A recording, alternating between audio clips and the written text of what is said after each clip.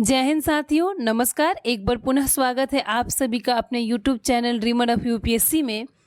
तो आज एनसीईआरटी के सेशन में आज हम बात करेंगे क्लास 6 की हमारे अतीत चैप्टर 9 व्यापारी, राजा और तीर्थयात्री, जिसको हम शॉर्ट नोट्स के माध्यम से समझेंगे। एनसीईआरटी की इम्पोर्टेंस आप लोग समझते ही हैं कि किसी भी आईएएस पीसीएस एग्ज़ाम के लिए बहुत महत्वपूर्ण है। और अगर आपको एनसीईआरटी के पढ़ने का टाइम नहीं है तो आप इसे शॉर्ट नोट से पढ़ सकते हैं। और अगर चैनल पर नए हैं तो प्लीज़ लाइक शेयर सब्सक्राइब ज़रूर करें, और आप लोग हमें सपोर्ट करेंगे तो हम आगे भी सारी एनसीईआरटी को कंप्लीट करा देंगे। ठीक है, तो चलिए शुरू करते हैं। तो हमारे चैप्टर का नाम है व्यापारी, राज्य, राजा और तीर्थयात्री। ठीक है, तो देखिए अब तक हम लोगों ने चैप्टर 1 से चैप्टर 8 तक में ये पढ़ा कि मतलब कि जो काले पॉलिश वाले बर्तन होते हैं उनके बारे में पढ़ा, और ये बर्तन जो खास तौर पे तैयार की जाती हैं, कटोरियाँ और थालियाँ, इन सब के पुरस्थलों मतलब कहाँ कहाँ पुरस्थल से मिले इसके बारे में हमने पढ़ा। लेकिन अब हमें ये जानना है कि ये सब जो विभिन्न जगह पर बर्तनें पहुँची हैं, वो बर्तनें आखिर वहाँ पहुँचे कैसे, मतलब कैसे पहुँचे होंगे। ऐसा अनुमान लगाया जाता है कि जहाँ ये बनते थे वहाँ से व्यापारी इन्हें लेकर अलग अलग जाया करते थे। तो उसी के बारे में हमें पढ़ना है कि व्यापारी, राजा और तीर्थयात्री। ठीक है, तो चलिए शुरू करते हैं। जो हमारा भारतीय उपमहाद्वीप का दक्षिण भारत है, दक्षिण भारत सोना, मसाले, काली मिर्च, कीमती पत्थर इत्यादि के लिए बहुत ही प्रसिद्ध था। मतलब दक्षिण भारत में सोना का और मसाले जितने भी होते थे, काली मिर्च इत्यादि, और जो कीमती पत्थर हैं उन सब का बहुत ही अच्छा मतलब कि वहाँ पे व्यापार वहाँ से हो सकता था। वो वहाँ के मतलब वहाँ के लिए प्रसिद्ध था। ठीक है, तो जो रोमन साम्राज्य था ना, रोमन साम्राज्य में काली मिर्च की मांग बहुत अधिक थी, जिसके कारण यहाँ के लोग क्या करते थे कि दक्षिण भारत को काले सोने के नाम रख दिए। ठीक है, तो रोमन साम्राज्य में काली मिर्च की अत्यधिक मांग के कारण इसे काले सोने कहा गया। ठीक है, इसको याद रखना है। जो व्यापारी होते थे ना, वो समुद्री जहाज़ों और सड़कों के रास्ते इन सब मसालों को रोम तक पहुंचाते थे। ठीक है, दक्षिण भारत में ऐसे अनेक सामान रोमन के सिक्के भी मिले। इससे यह अंदाज़ा लगाया जाता है कि उन दिनों रोम के साथ बहुत अच्छा व्यापार था। जो हमारा भारत का दक्षिण भारत है, वहाँ से हमें रोमन सिक्के मिले, जिससे हमें ये आइडिया लगता है कि रोम के साथ बहुत गुड व्यापार, मतलब बहुत अच्छा बिजनेस है। ठीक है, तो कैसे ये बिजनेस करते थे, समुद्री जहाज़ों और सड़क के रास्ते अपना ये रोम के साथ व्यापार करते थे। दक्षिण भारत के साथ रोम व्यापार करते थे। इसी दरमियान व्यापारियों ने बहुत सारे समुद्री रास्ते भी खोजे, मतलब कई सारे समुद्री रास्ते खोज दिए, जिसमें कुछ अरब सागर और बंगाल की खाड़ी पार करते थे। किनारे मतलब ये समुद्र के किनारे चलते थे, और समुद्र के किनारे चलते थे तो अरब सागर और बंगाल की खाड़ी को पार करते थे। नाविक मानसूनी हवा का फ़ायदा उठाकर अपनी यात्रा जल्दी पूरी कर लेते थे। वे जब अफ्रीका से मतलब आते थे ना, अफ्रीका या अरब के पूर्वी तट से इसे उपमहाद्वीप के पश्चिमी तट पर पहुंचना चाहते थे, तो दक्षिणी पश्चिमी मानसून के साथ चलना पसंद करते थे। मतलब कि ये मानसून के हिसाब से चलना पसंद करते थे ताकि जल्दी अपनी यात्रा को पूरी कर ले। अब हमारा जो नेक्स्ट टॉपिक है वो ये है कि समुद्र तटों से लगे राज्य। ठीक है, समुद्र तटों से लगे राज्य, इसके बारे में हम पढ़ेंगे। तो जो हमारा उपमहाद्वीप है उसके दक्षिणी भाग में बड़ा तटीय प्रदेश है। दक्षिणी भाग में बड़ा तटीय प्रदेश है, जिसमें बहुत से पहाड़, पठार और नदी के मैदान इत्यादि हैं। नदी के मैदानी इलाकों में कावेरी का मैदान जो है ना, वो सबसे अधिक उपजाऊ है। ठीक है, जो हमारा नदी का मैदान है उसमें कावेरी का जो इलाका है नदी, उसका मैदान सबसे अधिक उपजाऊ है। तो समुद्र तट से लगे राज्य में क्या पढ़ना है पहले कि दक्षिण भाग में बड़ा तटीय प्रदेश है, जिसमें पहाड़, पठार, नदी के मैदान, कावेरी, ये सबसे अधिक उपजाऊ है। ठीक है, मैदानी इलाके तथा तटीय इलाकों के सरदारों और राजाओं के पास धीरे धीरे काफ़ी संपत्ति और शक्ति हो गई थी। एक है कि संगम कविता। अब ये संगम कविता क्या है इसके बारे में पढ़ेंगे। संगम कविता में हमें मूवेंदरों के बारे में चर्चा मिलती है, मूवेंदार के बारे में। ठीक है, यह एक तमिल शब्द है, और मूवेंदार का अर्थ है कि तीन मुखिया। तीन मुखिया, ठीक है, तो तीन मुखिया मतलब कि एक प्रकार से शासक परिवारों के लिए प्रयोग किया जाता था। तो ये इसमें कौन कौन से शासक थे, चोल, चेर और पांडे। ये सभी जो करीब 2300 साल पहले बहुत शक्तिशाली थे दक्षिण भारत में। दक्षिण भारत में ये बहुत शक्तिशाली शासक थे, राजा थे। इन तीनों मुखियाओं जो थे वो अपनी दो दो सत्ता केंद्र बनाए थे। तीनों मुखिया क्या किए थे कि दो दो सत्ता केंद्र बनाए थे। एक था तटीय हिस्सा, एक अंदरूनी हिस्सा, दोनों ये अपना केंद्र बनाए थे। तो कुल मिला के जैसे कि 3 मुखिया हैं तो तीनों का 2-2 हुआ तो 6 केंद्र हुआ। लेकिन 6 में से 2 बहुत इम्पॉर्टेंट है। कौन कौन सा है? पुहार या कावेरी पट्टिनम और मदुरै। ये यहाँ पे चोलों का पतन हुआ था और मदुरै में पांडे की राजधानी है। इसको याद रखना है कि कावेरी पट्टिनम में चोलों का पतन हुआ है और मदुरै पांडे की राजधानी है, पांड्यों की राजधानी है। ठीक है, नेक्स्ट हमारा टॉपिक है सातवाहन वंश। तो जो हमारा चोल, चेर तथा पांडे राजवंश है ना, उसके लगभग 200 वर्ष बाद पश्चिम भारत में सातवाहन वंश मतलब कि नामक राजवंश का प्रभाव पड़ा, जिसका सबसे प्रमुख राजा थे गौतमी पुत्र श्री सातकर्णी। गौतमी के पुत्र थे जो श्री सातकर्णी, ये सबसे महत्वपूर्ण राजा है सातवाहन वंश के। अब इनके बारे में हमें जानकारी कैसे मिली? तो इनकी जो माता थी ना, माता जो गौतमी, ये बाल श्री हैं, इनके द्वारा जो ये दान किए गए एक अभिलेख से पता चलता है। ठीक है, जो ये दान किए हैं एक अभिलेख, उसके जरिए पता चलता है कि ये सबसे प्रमुख राजा सातवाहन वंश के श्री सातकर्णी है। ठीक है, गौतमी पुत्र श्री सातकर्णी। और वह अन्य सभी सातवाहन शासक दक्षिणापथ के स्वामी कहे जाते थे। दक्षिणापथ का शाब्दिक अर्थ है दक्षिण की ओर जाने वाला। ठीक है, दक्षिणापथ, जितने भी सातवाहन वंश के शासक थे उन्हें दक्षिणापथ कहा गया और इसका अर्थ है कि दक्षिण की ओर जाने वाला। तो पूरे दक्षिण के लिए, दक्षिण क्षेत्र के लिए यही नाम प्रचलित था, दक्षिणापथ।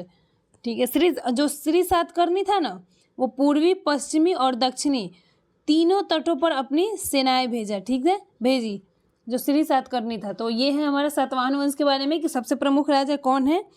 गौतमीपुत्र श्री सातकर्णी। आगे बढ़ते हैं। नेक्स्ट हमारा है कि रेशम मार्ग। रेशम मार्ग के बारे में हम पढ़ेंगे कि पहले कि जो कीमती चमकीले रंग और चिकनी मुलायम बनावट की वजह से रेशमी कपड़े अधिकांश समाज में बहुमूल्य माने जाते हैं। आज भी हम देखते हैं कि जो रेशमी कपड़े होते हैं वो उसकी कीमत अधिक ही होती है, तो उसे हम लोग बहुमूल्य मानते हैं। रेशमी कपड़ा तैयार करना एक जटिल प्रक्रिया है। इसमें क्या होता है कि जो रेशम के कीड़े से कच्चा रेशम निकाल कर सूत कताई होती है और फिर उससे कपड़ा बुना जाता है। ठीक है,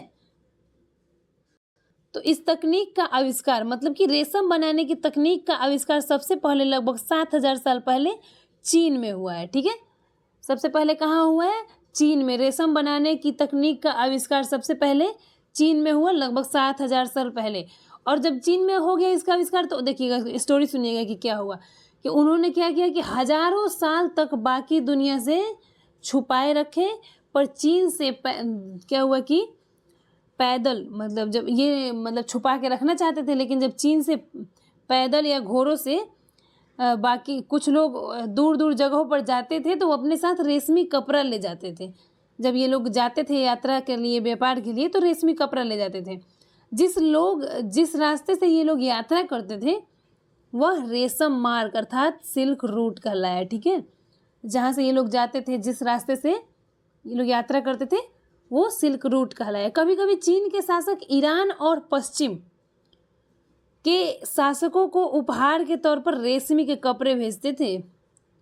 मतलब कि जो चीन के शासक थे वो ईरान और पश्चिम के शासकों को रेशमी कपड़े गिफ्ट दिया करते थे। ठीक है, अब यहाँ से क्या हुआ कि यहाँ से रेशम के बारे में जानकारी और भी पश्चिम की ओर फैल गई। मतलब जो भी जानकारी जब ये लोग उपहार देने लगे, गिफ्ट देने लगे, तो पश्चिम की तरफ और भी रेशम के बारे में जानकारियाँ फैल गई। करीब 2000 साल पहले मध्य रोम के शासक जो थे, रोम के शासक और धनी लोगों के बीच रेशमी कपड़े पहनने का एक फैशन बना।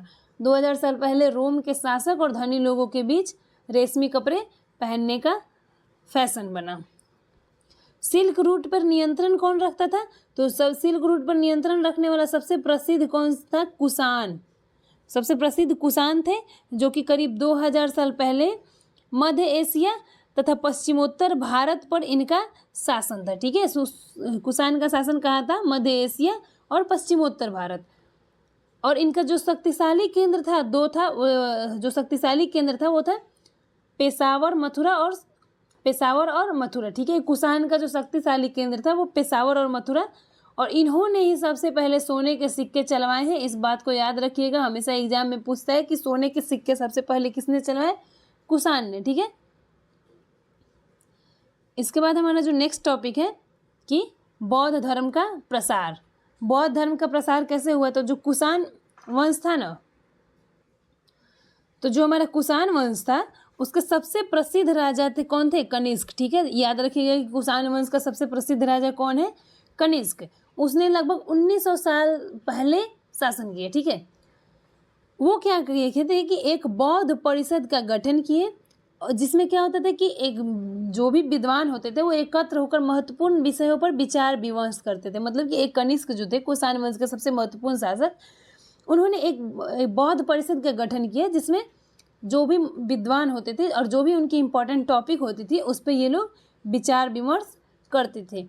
कनिष्क के दरबार में ही एक अश्वघोष नामक कवि रहते थे, जो कि बुद्ध चरित जिसमें बुद्ध की जीवनी है उसकी रचना की है।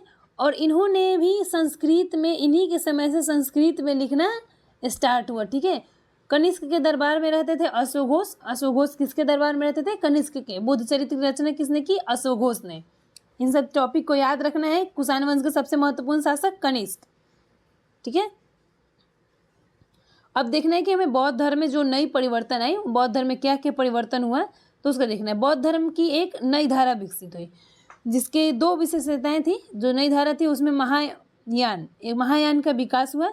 महायान में क्या है कि पहले मूर्तियों के बुद्ध की उपस्थिति में सिर्फ कुछ संकेतों के माध्यम से दर्शाई जाती थी।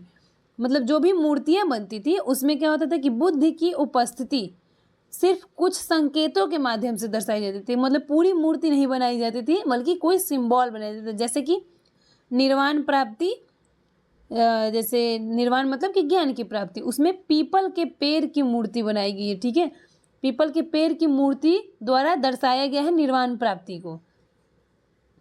पर अब बुद्ध की प्रतिमाएं बनाई जाने लगी थी, तो इनमें अधिकांश जो थे वो मथुरा में, तो कुछ तक्षशिला में बनाए गए। याद रखना है, इसमें हमने लिखना भूल गया है कि कुछ मथुरा और कुछ तक्षशिला में। ठीक है, तो जो बुद्ध की जो अधिकांश प्रतिमाएं थी वो कहाँ थी? मथुरा और तक्षशिला में। जो दूसरा परिवर्तन वो हमारा है बोधिसत्व। बोधिसत्व में क्या हुआ कि आस्था को लेकर परिवर्तन आया। चूंकि बोधिसत्व क्या है ये हम लोग पहले समझ लेते हैं।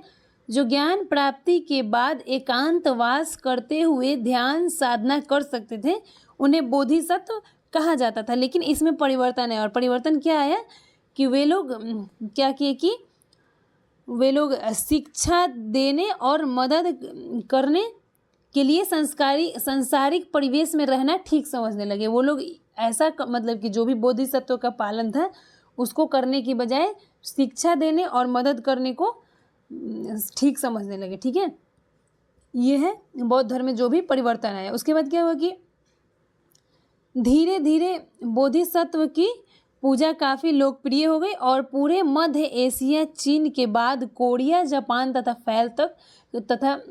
फैल गई। जो कि धीरे धीरे जो था ना, बोधिसत्व की पूजा काफ़ी लोकप्रिय हुई और ये मध्य एशिया, चीन के साथ बाद में कोरिया और जापान तक भी फैल गई। एक लाइन है कि बौद्ध धर्म का प्रसार पश्चिमी और दक्षिणी भारत में हुआ, जहाँ बौद्ध भिक्षुओं के रहने के लिए पहाड़ों में दर्जनों गुफाएं खोदी गई थी। याद रखना है कि बौद्ध धर्म का प्रसार कहाँ हुआ था? पश्चिमी और दक्षिणी भारत में, और वहाँ पे बौद्ध भिक्षुओं के रहने के लिए पहाड़ों में दर्जनों गुफाएं खोदी गई थी, जिसमें से ज़्यादातर गुफाएं कहाँ हैं? पश्चिमी घाटी के दर्रों में। ठीक है, ज़्यादातर गुफाएं पश्चिमी घाटी के दर्रे में हैं। तो जो कुछ गुफाएं होती थी वो राजा रानियों के आदेश पर बनाई गई थी, तो कुछ व्यापारियों और किसानों द्वारा। ज़्यादातर गुफाएं वही पश्चिमी घाटी के दर्रों में के पास बनाई गई थी। बौद्ध धर्म का जो बाद में प्रसार हुआ वो दक्षिण पूर्व की ओर कहाँ कहाँ हुआ, श्रीलंका, म्यांमार, थाईलैंड, इंडोनेशिया, इतना सब के अन्य तथा दक्षिण पूर्व एशिया के अन्य भागों में भी बौद्ध धर्म का प्रसार फैल गया। ठीक है, तो बौद्ध धर्म का प्रसार कैसे हुआ इसको हम लोगों ने समझ लिया। एक है थेरवाद। ठीक है, थेरवाद, ये बौद्ध धर्म का आरंभिक रूप इन क्षेत्रों में अधिक प्रचलित था। थेरवाद में जो बौद्ध धर्म का आरंभिक रूप था उनमें अधिक प्रचलित था। ठीक है, हमारा नेक्स्ट टॉपिक है तीर्थयात्रियों की जिज्ञासा। ठीक है, पहले हम जानेंगे कि तीर्थयात्री किसे कहते हैं। आम भाषा में तो हम लोग जानते ही हैं कि तीर्थयात्री का मतलब क्या होता है। तो पहले हम देखिए कि वे स्त्री या पुरुष जो प्रार्थना के लिए किसी पवित्र स्थानों की यात्रा करते हैं वही तीर्थयात्री कहलाए। ठीक है, उन्हें ही तीर्थयात्री कहते हैं। इसी तरह क्या हुआ कि भारत की यात्रा पर लगभग 1600 साल पहले चीनी बौद्ध तीर्थयात्री फासियन नाम के यात्री आए थे और ये काफ़ी प्रसिद्ध है और लगभग ये 1600 साल पहले आए थे। और उसके बाद आए हैं स्वान त्सांग 1400 साल पहले भारत आया और फिर इसके 50 साल बाद इतिसंग आए। ठीक है, ये सब चीनी यात्री थे। तो सबसे पहले कौन आया है, फासियन, उसके बाद स्वान त्सांग, उसके बाद इतिसंग। ठीक है, ये लोग चीनी यात्री थे और ये भारत की यात्रा पे आए थे। ये सब बुद्ध के जीवन से जुड़ी जगहों और प्रसिद्ध मठों को देखने के लिए भारत आए थे। ये भी देखिए एक प्रकार से कि किसी प्रार्थना करने के लिए आए थे, जो कि बुद्ध के जीवन से जुड़ी जो भी जगह थी और मठ थी उसी को देखने आए थे चीनी यात्री। और उसके बाद जो जितने भी तीर्थयात्री थे उन्होंने सब अपनी यात्रा का वर्णन किया है, यात्रा का वर्णन लिखा है। इन्होंने अपनी यात्रा के दौरान जितनी भी मुश्किलें आई उन सब को भी लिखा है। और इनकी जो यात्रा होती थी ना इसमें कई वर्ष लग जाया करते थे। जिन देशों और मठों को उन्होंने देखा उनके बारे में उन्होंने लिखा और उन किताबों के बारे में उन्होंने लिखा जिन्हें वे अपने साथ ले गए थे। इसी के मतलब कि ये सब यात्रा का वर्णन किए थे। अब हम जानेंगे कि फासियन चीन वापस कैसे लौटे। जब ये लोग यात्रा तो कर लिए लेकिन ये लोग वापस कैसे लौटे इसके बारे में भी हम लोग पढ़ेंगे। तो फासियन जो थे ना उन्होंने अपना चीन वापस लौटने के लिए अपनी यात्रा बंगाल से स्टार्ट की। और कैसे स्टार्ट की तो देखिएगा, इसके एक स्टोरी है कि वह व्यापारियों की एक जहाज़ पर चढ़ गए। मुश्किल से वो जहाज़ मतलब 2 ही 3 दिन चल पाए थे कि एक समुद्री तूफान में फंस गए। व्यापारी अपनी जगह को डूबने से बचाने के लिए उसमें से अपने माल को फेंककर जहाज़ को हल्का करने की कोशिश करने लगे। फासियन ने भी अपना सामान को तो फेंक दिया पर अपनी पांडुलिपि और बुद्ध की मूर्तियों को नहीं फेंका। जो ये भारत से ले जा रहे थे बुद्ध की मूर्ति और पांडुलिपि उसको उन्होंने नहीं फेंका, जिन्हें उसने अपनी भारत यात्रा के दौरान संकलित की थी। अतः 13 दिन के बाद आंधी रुकी और उसके बाद वो अपनी मतलब कि यात्रा को संपन्न किए। उसी में ये अपनी स्टोरी इसमें भी इसका भी वर्णन किए हैं कि व्यापारियों के जहाज़ की बारे में कि क्या क्या हुआ था, वापस लौटने में उनकी मुश्किलें क्या क्या आई थी। उसके बाद देखिए स्वान त्सांग को वापस कैसे लौटा, तो ये भूमार्ग से वापस लौटे और ये उत्तर पश्चिम और तथा मध्य एशिया से होकर जाते थे। उसके बाद ये चीन वापस गए। ये क्या किए थे कि अपने साथ सोने, चांदी और चंदन की लकड़ी की जितनी भी बुद्ध की मूर्तियाँ थी, मतलब बुद्ध की जो मूर्ति थी वो सोने, चांदी और चंदन की लकड़ियों की थी, इसको अपने साथ लेके जा रहे थे। और इन्होंने लगभग 600 से भी ज़्यादा पांडुलिपि भी एकत्र की थी। इन्हें वह लगभग क्या किए कि 20 घोड़ों पर लाद कर ले जा रहे थे और इसमें से 50 पांडुलिपि उसी समय खो गई जब सिंधु नदी पार करते हुए उसकी नाव उलट गई। अपने जीवन का बाकी हिस्सा उसने बची हुई पांडुलिपि का संस्कृत से चीनी अनुवाद करने में लगा दिया।